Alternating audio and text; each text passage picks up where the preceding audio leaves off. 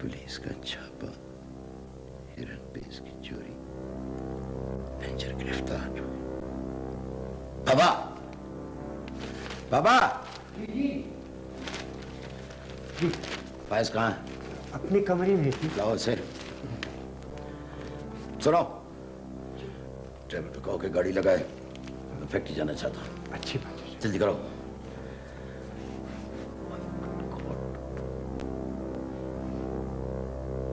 ये क्या?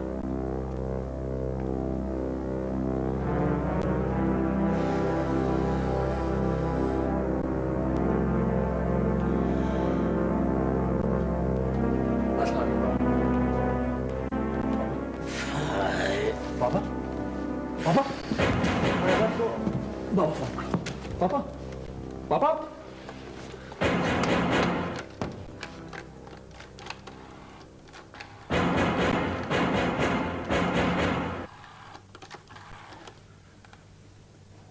Hello doctor साहब, मैं फायज बोल रहा हूँ। पापा की तबीयत बहुत सख्त खराब है, आप प्लीज एम्बुलेंस भिजवा दें please. Thank you. Jamal ji, आप कौन? मैं आपका दोस्त हूँ। आप एक सेकंड यहाँ तशरीफ लाएंगे? वो तो हर पुलिस वाला 2 दिन से यही कह रहा है। हाँ नहीं, मैं ना तो पुलिस वाला हूँ और ना ही फाइज का कोई आदमी। तो फिर मेरे साथ आपका क्या ताल्लुक है? मेरा कोई ताल्लुक तो नहीं आपके साथ, लेकिन है भी। मैं कुछ समझा नहीं। मैं जर्नलिस्ट हूँ, खबरों की तलाश में रहता हूँ। मेरी गिरफ्तारी की खबर तो आप लगा चुके हैं, और क्या चाहते हैं आप? देखिए, आपकी गिरफ्तारी की खबर जैसे पुलिस वालों से मिली और जैसा आपकी फैक्ट्री के मालिकान से मिली, शाया हो गई। तो फिर ये कि मुझे पूरा यकीन है कि आप मुझे ये कहेंगे कि ये सच नहीं। वो क्यों? वो इसलिए कि मैं आपकी फैक्ट्री के नौजवान मालिक से बहुत पहले मिल चुका हूं, जब आपकी फैक्ट्री में माफिन चोरी हुई थी और एक बेगुनाह आदमी का कत्ल हो गया था। आप ये कैसे कह सकते हैं कि वो शख्स बेगुनाह था? मैंने फाइज की आंखों में वो सब कुछ पढ़ लिया था जो कि दौलत की हवस में अंधे किसी शख्स की आंखों में हो सकता है। तो फिर क्या किया आपने? उसने आपको भी खामोश करवा दिया होगा? नहीं, मेरे पास उसके खिलाफ कोई सबूत नहीं था, इसलिए। सबूत तो किसी के पास भी नहीं, मेरे पास भी नहीं। कितना अजीब है ना कि किसी बेगुनाह के पास उसकी बेगुनाही का सबूत ही नहीं। कोई बात नहीं, कोई बात नहीं। जब भी मुजरिम कहीं जुर्म करता है तो वो कहीं ना कहीं गलती जरूर करता है। मुश्किल है, बहुत मुश्किल है ये। हाँ, शुरू में जरूर मुश्किल होगा, लेकिन जब मुजरिम कॉन्फिडेंट हो जाता है तो उसका वही ओवर कॉन्फिडेंस उससे गलती जरूर करवाता है। अच्छा, अब आपका केस कोई इतना बड़ा भी नहीं कि आपकी जमानत ना हो सके। मैं क्या करूंगा जमानत करवाकर? मेरी तो इतनी बदनामी हो चुकी है कि अब तो इस शहर में रह भी नहीं सकता। अरे नहीं नहीं जमाल साहब, दिल छोटा नहीं करते। जब हम सब कुछ सामने ले आएंगे तो नेकनामी आपके हिस्से में जरूर आएगी।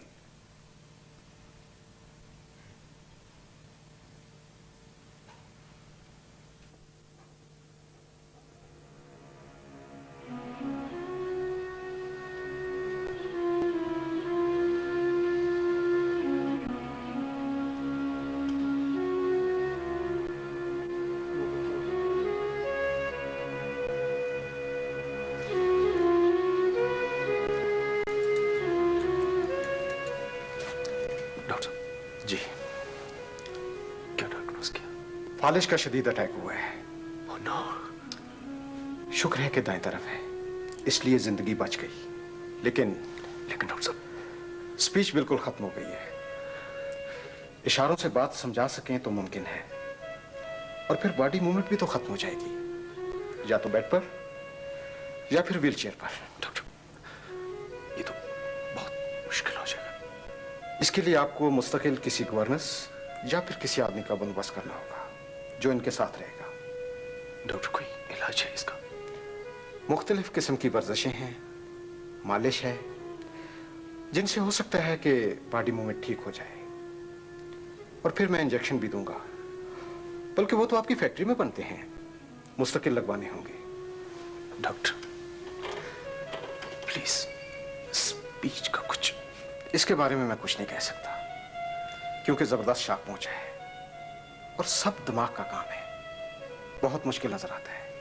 डॉक्टर ये हॉस्पिटल में कब तक रहेंगे? अगर आप घर पर केयर कर सकते हैं तो अभी ले जाएं, वरना 1-2 दिन रहने दें। डॉक्टर साहब आप इनके लिए किसी बेहतर शख्स का बंदोबस्त करें, मैं उसे साथ ले जाऊंगा। ठीक है, मैं 1-2 दिन में ढूंढता हूं किसी को, फिर मैं आपको इन्फॉर्म करूंगा। Thank you doctor. Thank you.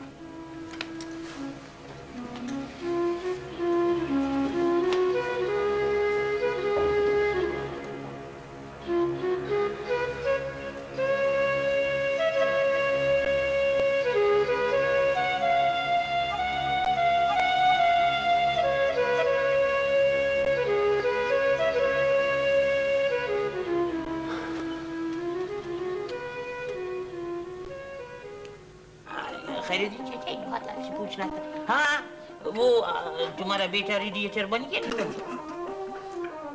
Baba editor editor. हाँ वही उसी के बारे में पूछ रहा हूँ। हाँ बन गया, अब बोलो फिर। अभी भी तुम उसी अखबार में काम कर? तो भाई क्यों नहीं करूँगा? अरे सादा, अरे दरवेश, अरे अभी तुम्हारा बेटा उधर हो गया अफसर, अभी भी तुम वही उधर कैसा काम करेगा बोलो? कोई देहाती के देहाती रहना। अरे बेवकूफ, अखबार में कोई अफसर वफसर नहीं होता, सब मिलजुल कर काम करते हैं, जितने पैसे मिल जाए उसमें गुजारा करते हैं। हम भी हैरान है कि इसीलिए तुम्हारे अखबार नहीं चलता है। जितना चलता है ना उतना ही ठीक है, गलत धंधे नहीं करता। ये तुम्हारी वजह से मैं इसके साथ बैठता हूँ, ये हमेशा ही गलत बात करता है। अब नहीं आऊंगा कभी। अरे खैरियत जी, अरे इसका बेटा रेडिएटर क्या बना? ये तो इसका तो ब्लड प्रेशर रोज बरोज बढ़ता जा रहा है, इसको किसी डॉक्टर को दिखाना चाहिए। छोड़ो यार नौरोज, तुम भी तो ऐसी बातें करते हो यार, अजीब अजीब यार। अरे बाबा नौरोज यार, वो बूढ़ा हो गया है बाबा, अभी उसके साथ ऐसा अजाई मगजमारी नहीं करो बस बाबा।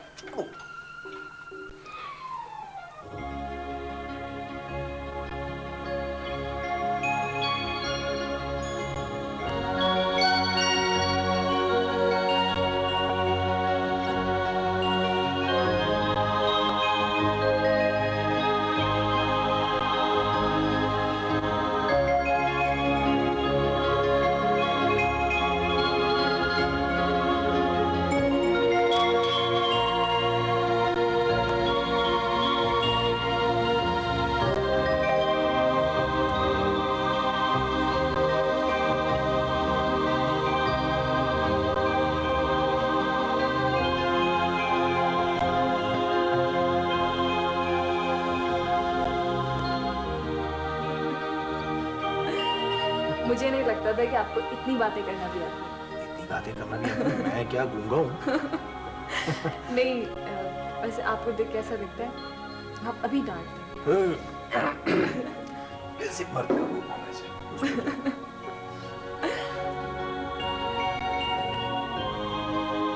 बस आप उससे मिलना बंद कर दें। लेकिन आप होते कौन है मुझे रोकने वाले? इसलिए कि आप एक सीधी सादी बेवकूफ सी लड़की हैं।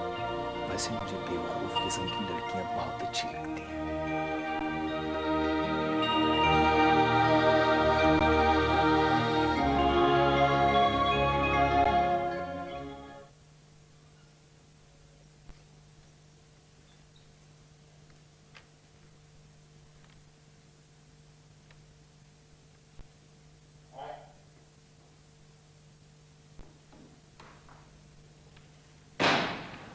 कौन? सितारा?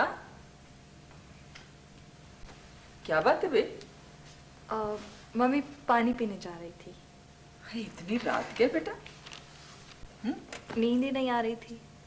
लेकिन तुम तो जल्दी सोने की आती हो। क्या करूं मम्मी, जब पहले सारा दिन बिजी रहती थी, पता ही नहीं चलता था कब आंख लग गई।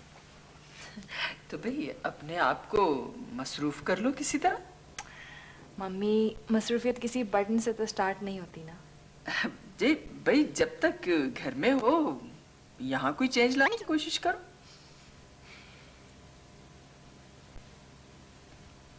क्या चेंज?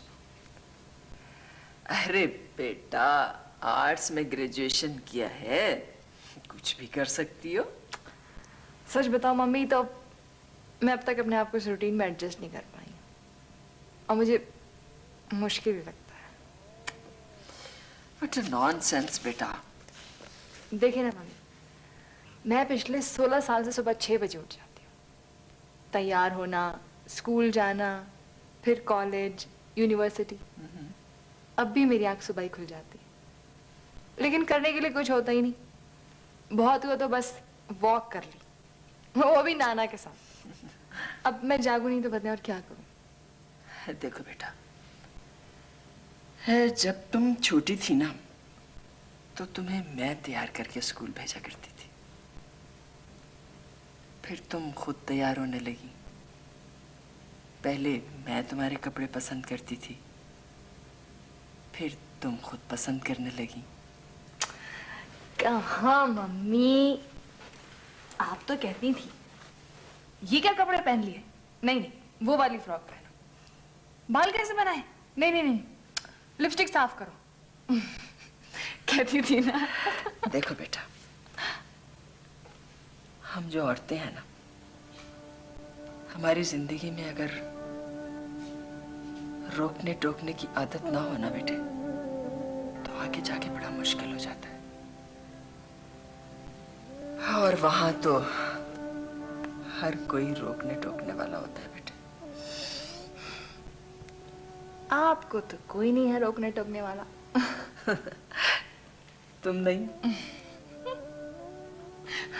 देखो बेटा, हम सारी जिंदगी ये आस लगाए रहते हैं कि जब हम माए बनेंगे ना, तो सबको सिखाएंगे, बहुत रोब जमाएंगे। लेकिन बेटा, जब औलाद जवान होती है ना, तो कहती है, मम्मी आपको क्या पता जमाना क्या चल रहा है, लोग बदल गए हैं, ऐसे नहीं ऐसे करें, ये नहीं वो करें। और फिर हम फिर से छोटी सी बच्ची बन जाते हैं, जिसे हर कोई सिखा रहा होता है बेटा। आप भी सीरियस हो गई ना? हर कोई तो मुझसे सीरियस हो जाता है। अरे और कौन सीरियस हो गया? मतलब ये अम्मी के हर कोई मुझे डांट देता है।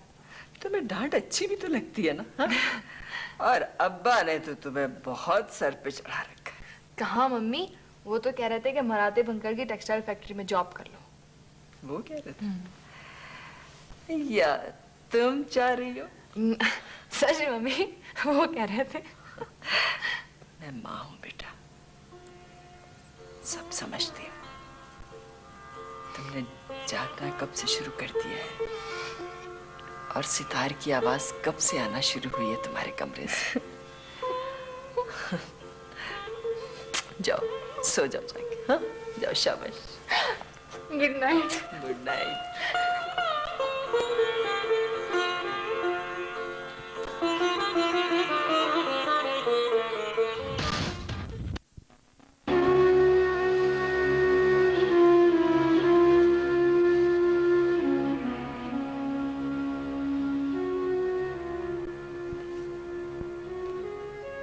दवाइयों की रूटीन तो आपने समझ ली है? जी सर। राइट। इंजेक्शन लगाना तो आता है? क्यों नहीं सर। ठीक है, आपने यूं करना है कि इनकी टांग और बाजू की आपने वर्जिश करनी है। ठीक है। मेरा मतलब है उससे मालिश करते रहना। मैं समझ गया सर। और अगर ये कहीं बाहर जाना चाहे तो व्हीलचेयर पे बिठा के इनको राउंड कराना है। हाँ ठीक है। ठीक है? ठीक है। और अगर बेड पे हो तो इनकी साइडिंग बदलवानी है। मैं समझ गया। ठीक है? ठीक है। कहीं ऐसा ना हो कि इनको बेड सोर हो जाए। ठीक है? बाबा, मैं आज बाजार से आपके लिए एक रिमोट कंट्रोल बेल भी लेकर आऊंगा। हो सकता है ये लोग कहीं आगे पीछे चले जाएं तो आप उसे बजा के इन्हें बुला सकते हैं। मेरा ख्याल है जरूरत नहीं पड़ेगी उसकी। नहीं सर, ठीक है ना? ठीक। आप होंगे तो उसकी जरूरत नहीं पड़ेगी। ठीक। बाबा, जी बेटे। इनके विजिटर्स का बहुत ख्याल रखना है। जी बेहतर। खासकर वो लोग जो फैक्ट्री से इनको मिलने के लिए आते हैं, उनको बिल्कुल मिलने नहीं देना। जी बहुत अच्छा। क्योंकि उन लोगों की वजह से ये सब कुछ हुआ है। जी समझ रहा हूँ। ठीक है जी। इनको बहुत आराम की जरूरत है, डिस्टर्ब नहीं करना। Okay sir.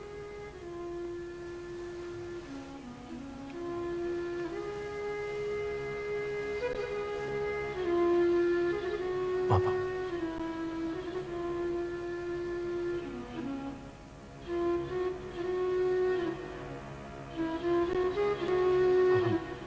मैं ऑफिस जा रहा हूँ।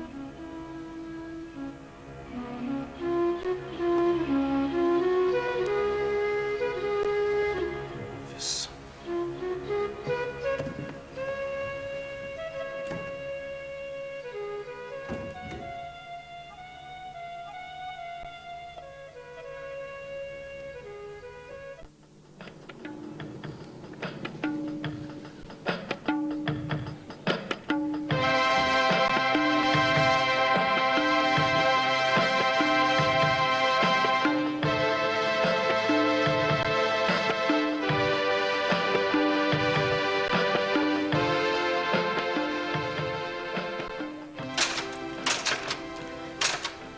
अस्सलाम वालेकुम। वालेकुम सलाम। जी हम लोग फाइज स्टेट से हैं। एक minute please. Thank you.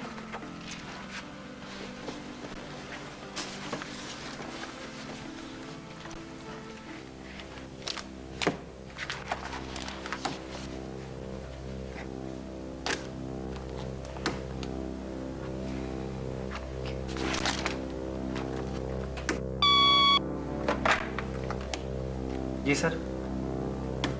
Okay sir, okay. Faiz associate से आप ही आई हैं ना? जी प्लीज। Thank you. देखा आपने क्या अच्छा तरीका है कॉन्ट्रैक्ट लेने का। भाई मार्केटिंग की बात है। वैसे लगता है हमारी ब्रीफिंग की यहाँ जरूरत नहीं। नहीं भाई, कोशिश कर लेने में क्या हर्ज है। भाई अब इसके बाद हमारे मूंछों वाले चेहरे से अच्छी बात भी बुरी लगेगी।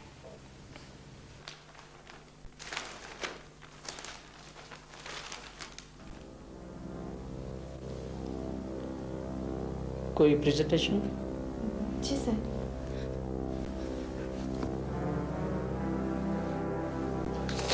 ये ऑन कर लेना यहाँ से। Thank you.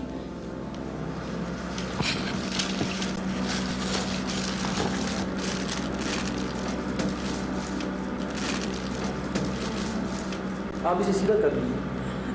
Ji sorry sir.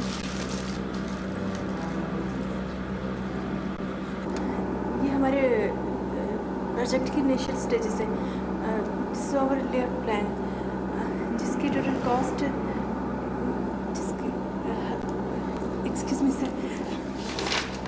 Relax please, relax. जी थैंक यू सर।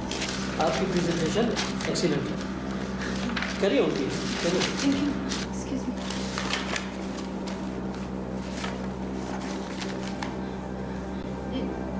जिसकी टोटल कॉस्ट 20 मिलियन है और इसमें कंसल्टेंसी फीस भी शामिल है। Very good. हमने ये सोचा है कि इसके अंदर एक कैफेटेरिया बनाया जाए और इसका जो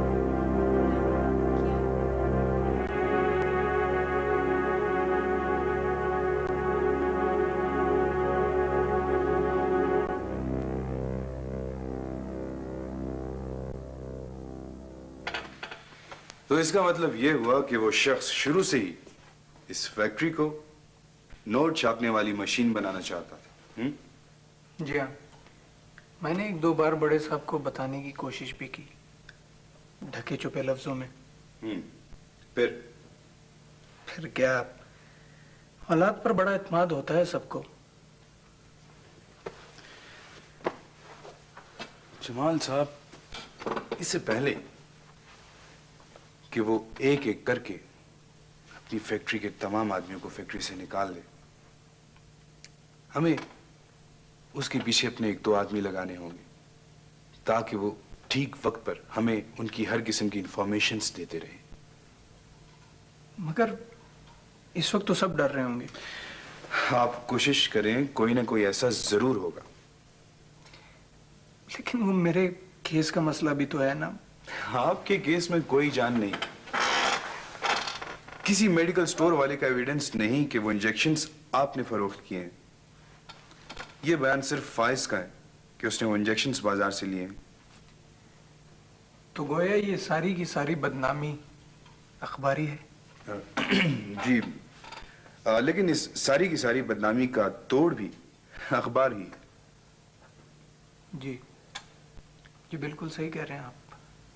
अच्छा, पुरानी बातों को छोड़ो, नई गलतियों का ताकुब करो, सबूत जरूर मिलेगा।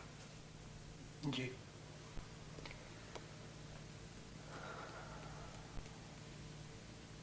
उस एसी को कस्टम इंटेलिजेंस वालों ने आई थिंक 15 और एफआईए वालों ने कोई मैक्सिमम 7 या 8 कॉल्स की।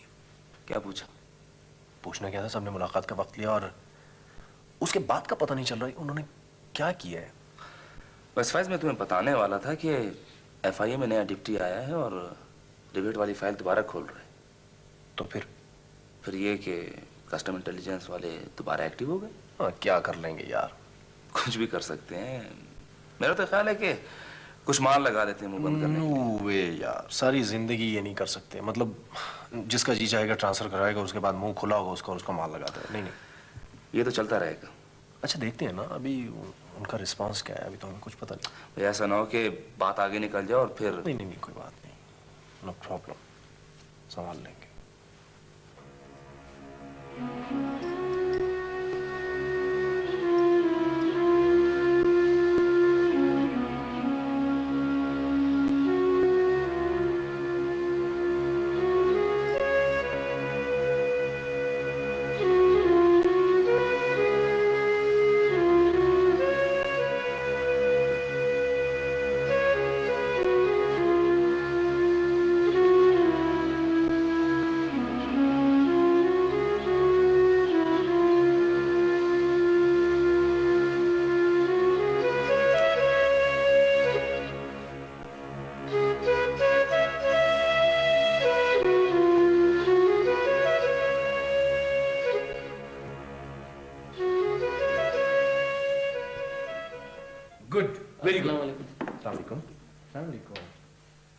Mr. Zin, I'm really impressed. अस्सलामुअलैकुम मोर खान, क्या हाल है? मेहरबानी सर। अच्छी बात, कमाल है। यानी आपने इतना बड़ा प्रोजेक्ट मंजूर करवा लिया। ये तो होना था सर। आप इतनी कॉन्फिडेंट थी? कॉन्फिडेंट होने की बात नहीं है सर, बल्कि मैंने तो आज जिंदगी में पहली दफा अपने आप को बहुत कमजोर महसूस किया। अच्छा, वो कैसे?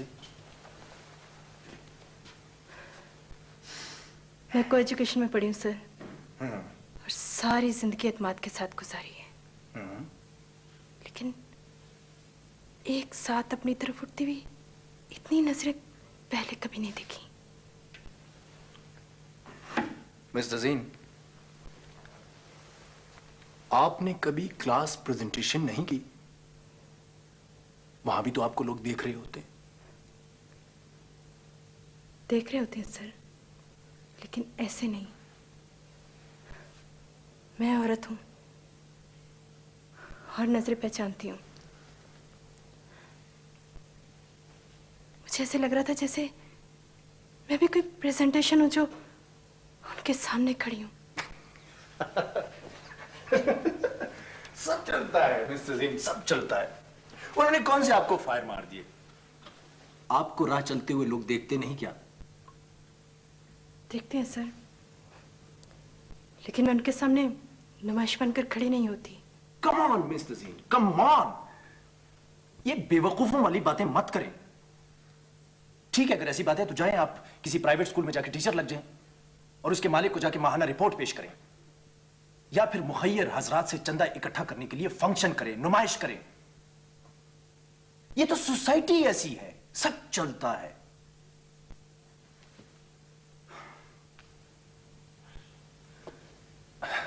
अब आप खामोश क्यों है? जाइए जाइए, जाके अपनी सीट पर बैठे, जाइए प्लीज। और सुनिए, आपके लिए खुशखबरी है। आपकी परफॉर्मेंस को देखते हुए मैं आपको एक बोनस दे रहा हूं। Keep it up.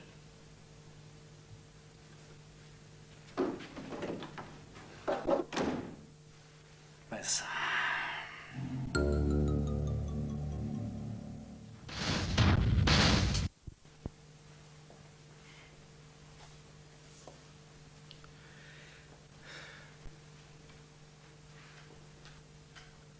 किसका कार्ड है बेटे?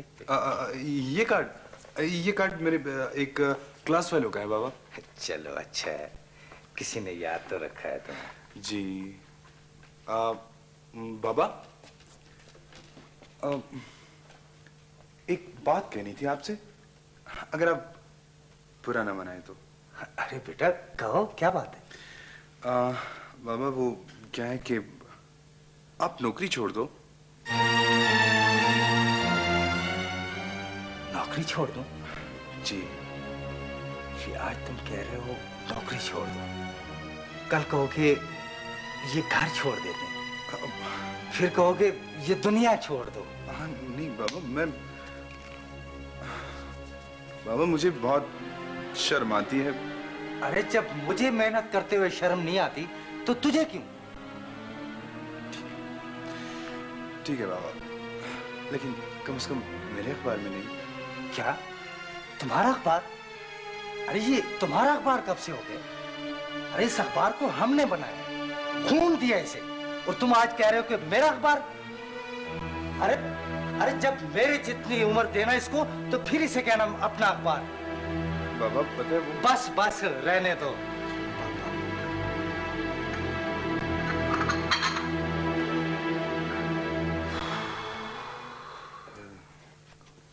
जी आपने बुलाया?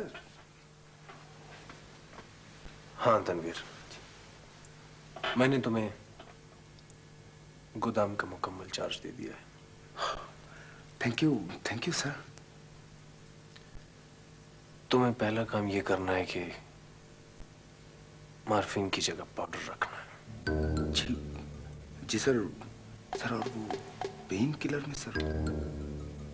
उसमें भी पाउडर इस्तेमाल होगा। जी यही पाउडर? हाँ यही पाउडर,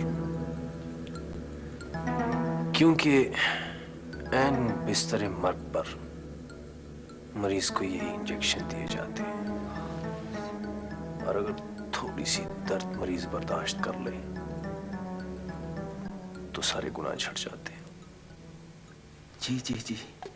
जी सर।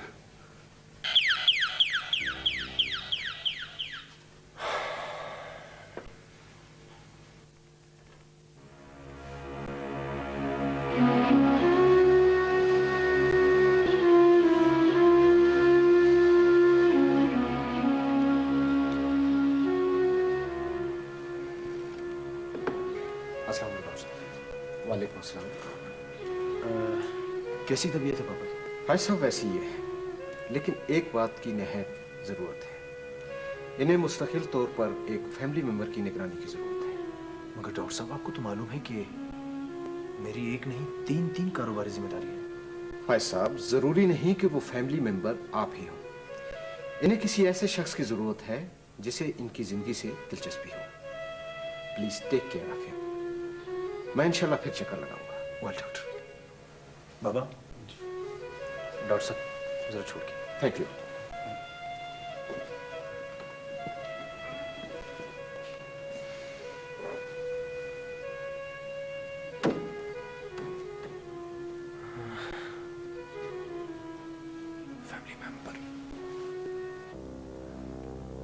Family member. आप कौन होते हैं मुझे रोकने वाले? मैं कौन होता हूँ? मैं आपको कह रहा हूँ और रोक रहा हूँ, आप नहीं मिलेंगे उससे। फायज कहाँ खो गए? शादी। शादी? ये किन चक्करों में पड़ गए तुम? न ख्वाहिश, न इश्क, न शादी, बस एक जरूरत है। कोई है? हाँ, है एक बेवकूफ सी लड़की, मगर है अच्छे खानदान की। ओके, खुदा हाफिज, खुदा हाफिज। भाई ये मराते भी खूब आदमी है। बड़ा आदमी है ना, अमीरों वाली बीमारी पाल ली है। पता नहीं उसकी ये हालत कब तक रहेगी। नानू, इलाज पर तो खासा जोर दिया हुआ है हम लोगों ने, और एक मेल नर्स भी रख ले, लेकिन उसके बावजूद। मेल नर्स मेडिकल केयर तो दे सकता है बेटा जी, लेकिन वो अपनायत कहाँ से लाएगा? हाँ देखो ना, वो तो रूटीन किस्म के काम करेगा। भाई बेडशीट चेंज कर दी, इंजेक्शन लगा दिया, हाँ, अब बहुत ही वफादार हुआ तो मालिश वगैरह कर दी। जी नानू, मगर ये बड़ी अजीब सी सुपरवीन होती है, समझ नहीं आती मैं इतने कारोबार के बावजूद इसको संभाल पाऊंगा या नहीं। चलें, अगर कोई बंदा हम रख भी लेते हैं तो अगर सामने होगा ठीक है, थोड़ा सा ओझल हुआ तो उसके ईमान पर। इसका एक इलाज है, शादी कर लो। तुम्हारी बीवी आएगी, खुद ही देखभाल कर लेगी, खुद ही निगरानी भी कर लेगी। वो आंटी, पापा तो चाहते हैं कि मैं एक जगह शादी करूं, लेकिन। और तुम चाहते होगे कि? नहीं नानू, उनके इंटरेस्ट को देखते हुए मैंने ये फैसला किया ना। अरे भाई, तो देर किस बात की है? भाई हम कराते हैं तुम्हारी शादी वहां पर। नानू, उस लड़की से शादी अब कुछ खुदगर्जी सी लगेगी। अरे नहीं बेटा, लड़कियां ऐसा नहीं सोचती। लड़कियां तो by nature he look after करने वाली होती हैं। मगर उससे बात कौन करेगा? हम करेंगे, और कौन करेगा? नानू, वो एक्चुअली पापा ने आप लोगों के घर के बारे में ये बात की है।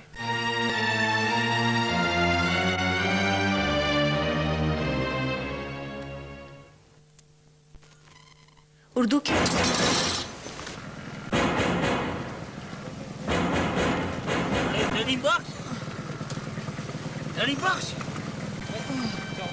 अरे क्या होएगा?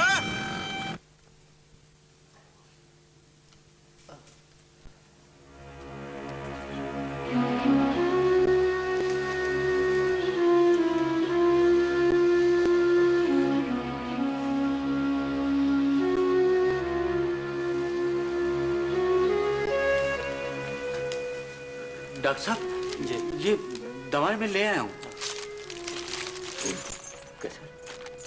बस बेचारा, इससे इसके जख्म भी बढ़ जाएंगे और दर्द भी नहीं होगा। बहुत महंगे मिले हैं इंजेक्शन डॉक्टर साहब। एक जिम्मेदार कंपनी की दवाई है, इसलिए महंगी है। आजकल जालसाजी इतनी बढ़ गई है कि किसी पे भरोसा ही नहीं किया जा सकता। डॉक्टर साहब, पैसा मैसा का फिक्र मत करो, हम अपना दुकान बेचेगा, अपना आपको बेचेगा, बस खुदा करेगा, आप करेंगे, इसके लिए कुछ करो। अल्लाह खैर करेगा सर, अल्लाह पे भरोसा। आमीन आमीन, ठुकुर ठुकुर किया इसको।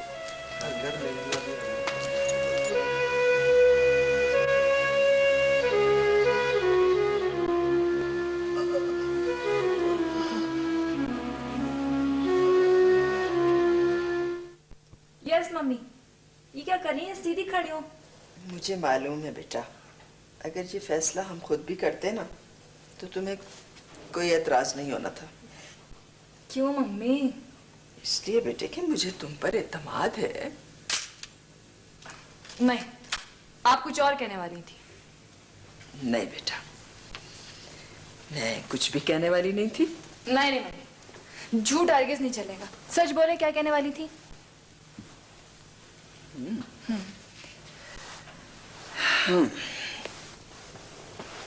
इसलिए बेटा कि जो चमक मैं आजकल तुम्हारी आंखों में देख रही हूं ना, इससे पहले मैंने कभी नहीं देखी। तो फिर? तो फिर इस दौरान फैसले किए नहीं जाते बेटे, हो जाते हैं। लेकिन मम्मी, कोई इस तरह से अपने इर्द गिर्द बसे बसाए माहौल को छोड़ के कैसे जा सकता है? मैंने कहा ना बेटा, इस तरह के फैसले किए नहीं जाते, हो जाते हैं। कोई कहता है मेरा अपना फैसला है, कोई कहता है वक्त ने किया है। लेकिन मम्मी,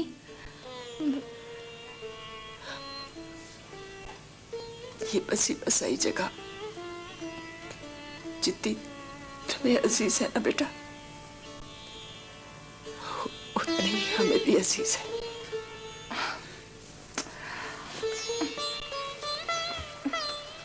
मम्मी, मुझे कुछ समझ नहीं आ रहा।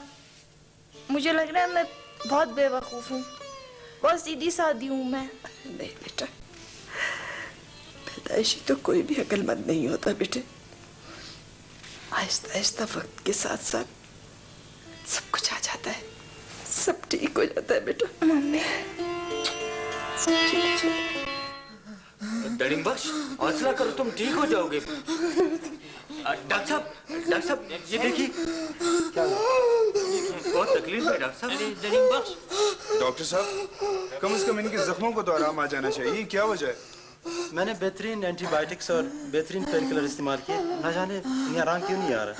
डॉक्टर साहब, कम से कम इसे नींद तो आ जानी चाहिए। मैंने ट्रैंकुलाइजर भी दिए, पता नहीं नींद क्यों नहीं आ रही इसे। वजह क्या है डॉक्टर साहब, क्यों नहीं नींद आ रही इसे? मेरा ख्याल है शायद ये इंजेक्शन जाली है। इंजेक्शन जाली? नहीं, अगर ये जाली है तो अब क्या होगा डॉक्टर साहब? अगर ऑपरेशन के बाद 4 दिन तक जख्म ठीक ना हो तो बाद में कंट्रोल करना बहुत मुश्किल है। नहीं डॉक्टर साहब, ये आप क्या कह रहे हैं? मैं कुछ करता हूँ उनके लिए। प्लीज डॉक्टर साहब, please.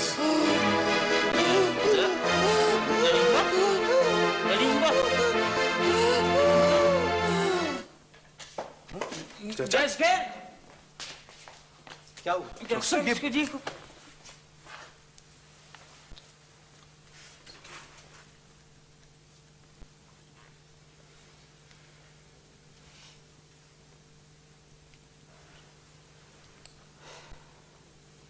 Sorry is no more.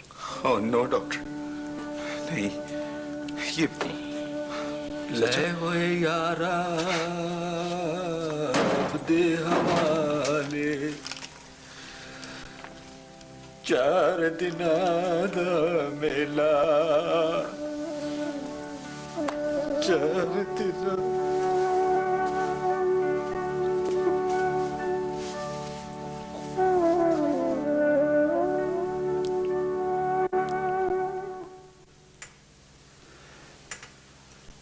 मुरातिब chemicals. Ji sir, ji ji ji sir. Sir आप ये बताएं, हमारी ब्रीफिंग आपको पसंद आई? बहुत बज़ौक़ आदमी होगा जिसको ना पसंद आए। वैसे आप बहुत खूबसूरत माहौल में काम करते हैं। सर ये माहौल जितना मेरा है उतना आपका भी है। मैंने आपका कॉन्ट्रैक्ट मंजूर कर लिया।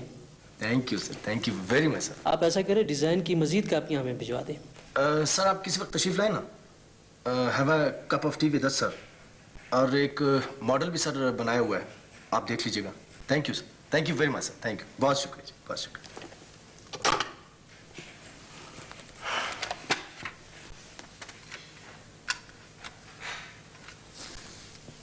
मिस्टर जीन, आप जरा अंदर तशरीफ ले आए।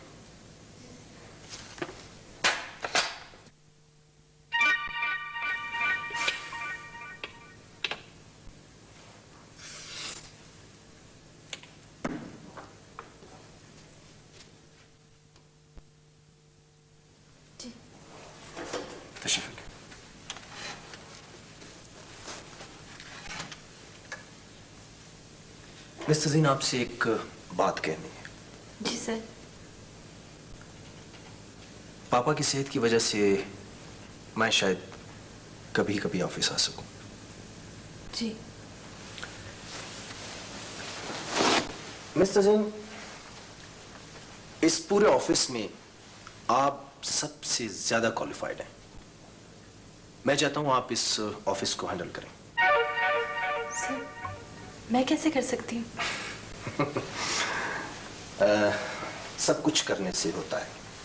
और वैसे मैंने अखबार में इश्तिहार तो दे दिए, बस चंद ही दिनों में यहाँ खवातीन होंगी, आपके पसंद का माहौल बन जाएगा, फिर आपका दिल भी लगा रहेगा। नहीं, ऐसी बात नहीं है। ऐसी बात है।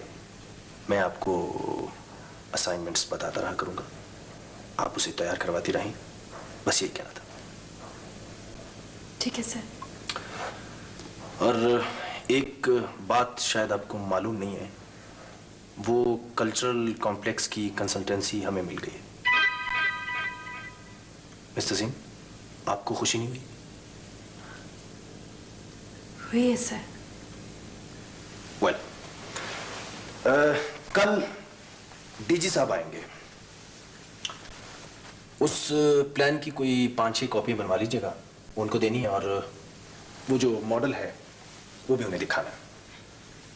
कब आएंगे? इंतजार कर लेना, ये लोग अक्सर मीटिंग्स में मसरूफ रहते हैं, बड़े लोग हैं, पता नहीं किस वक्त मूड बन जाए। वैसे हो सकता है कि शाम के 4-5 भी बज सकते। जी, लेकिन सर वो... मिस्टर सिंह, इस ऑफिस में एक चौकीदार भी होता है, और आप खुद भी माशाल्लाह, क्यों ऐसी क्यों प्रॉब्लम की तो कोई बात नहीं। मगर सर वो... नहीं, कोई ऐसा मसला नहीं है, प्लीज। ठीक है सर। Thank you.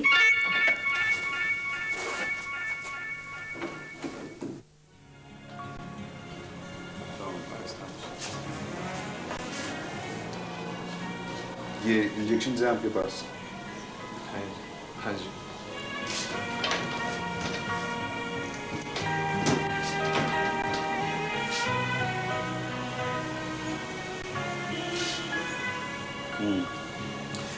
ये इंजेक्शंस आपने किसी एजेंट से खरीदे?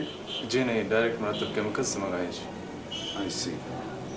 तो इन इंजेक्शंस की कभी कोई कंप्लेंट आई है आपके पास? पहले तो कभी नहीं थी, आजकल कुछ आने लगी जी। ये ना आपका इंजेक्शन। Thank you.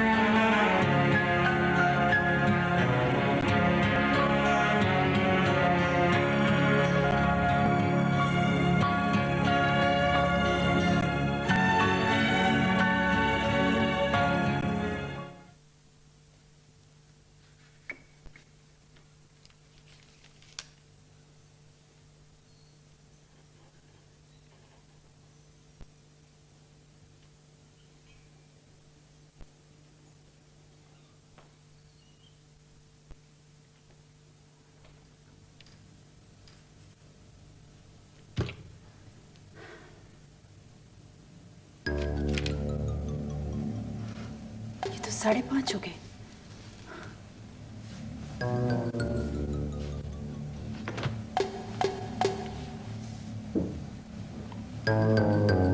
जी बीबी।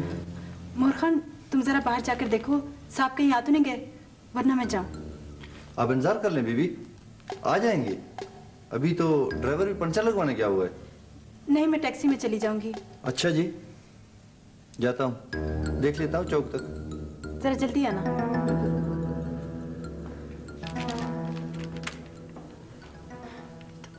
बहुत देर हो गई है।